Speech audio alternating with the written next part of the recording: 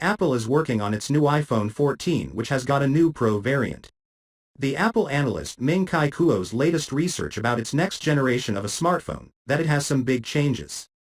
The coming smartphone of the company will be called Apple iPhone 14 Pro. The smartphone got a chipset of Apple A15 Bionic, which is the most powerful chipset, and to give more power to this device it has a 3.22 GHz Hexa Core processor inside the Apple's iPhone 14 Pro to make the device ultra-fast.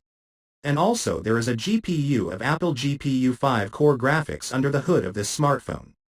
The display screen size of the smartphone is 6.1 inches and it will provide the user with Full HD plus the resolution of 1170 by 2532 pixels. The Apple iPhone 14's having a Super Retina XDR OLED capacitive touchscreen display that is the latest one and well known for its outstanding results. In the protection of this smartphone, it has a scratch-resistant glass, oleophobic coating. This iPhone 14 Pro by Apple got 6 GB of RAM, which gives this handset more power.